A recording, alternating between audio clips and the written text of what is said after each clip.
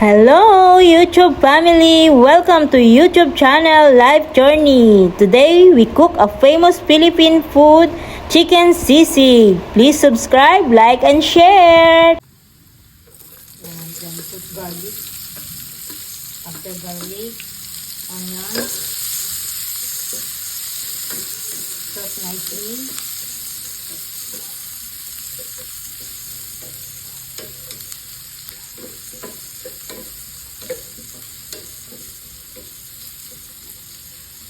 Just fry a little bit, don't too much brown. Then next, ginger. Okay, again, saute nicely until the aroma, you smell the aroma, then it means you can put the chili. This one, red chili and the green chili.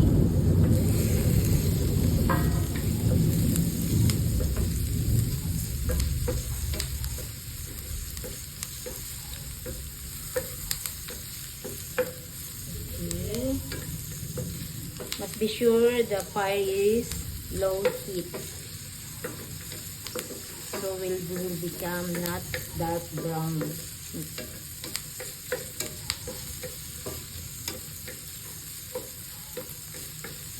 Okay, left for a second.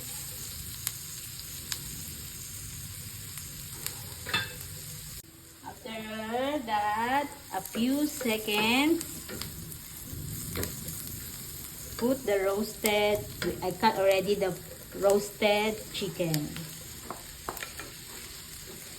Okay, then leave for a while, leave for 1 minute, stir and stir. That's why I can combine and can mix all the ingredients. That's why the taste will come out. Okay, leave it for a while, in 1 minute. But make it sure the fire is low.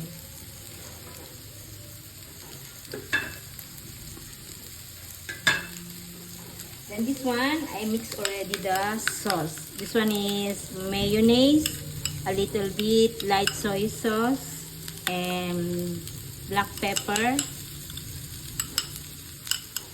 Okay, and a little bit salt.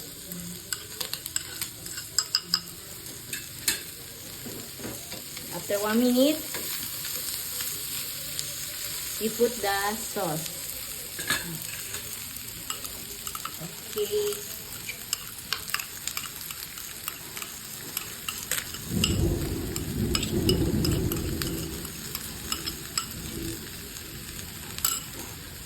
It's up to you. You can check the sauce is up on your ingredients. Can combine or not.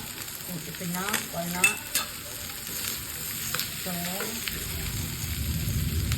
So low fire.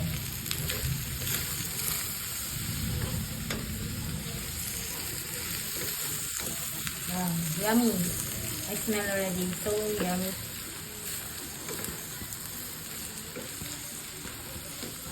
Here and still combine all the ingredients. After that, only for a second.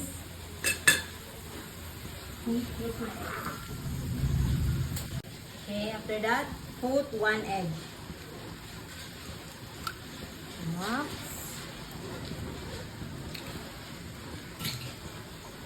And mix again.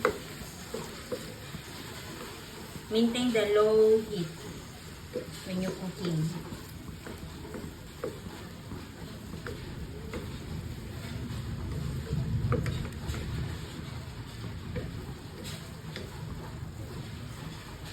Okay, leave for a minute again.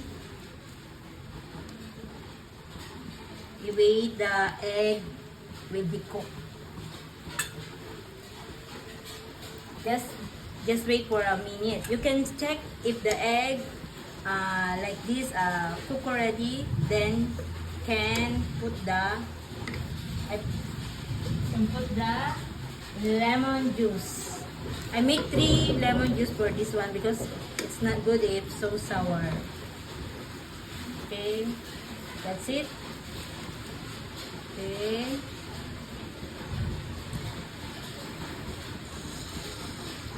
And that's it. Done.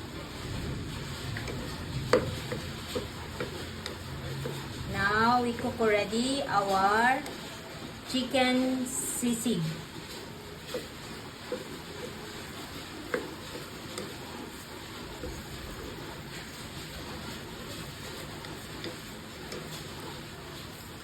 Okay.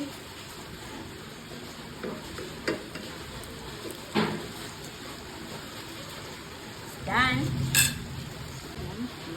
Okay. Now ready to serving.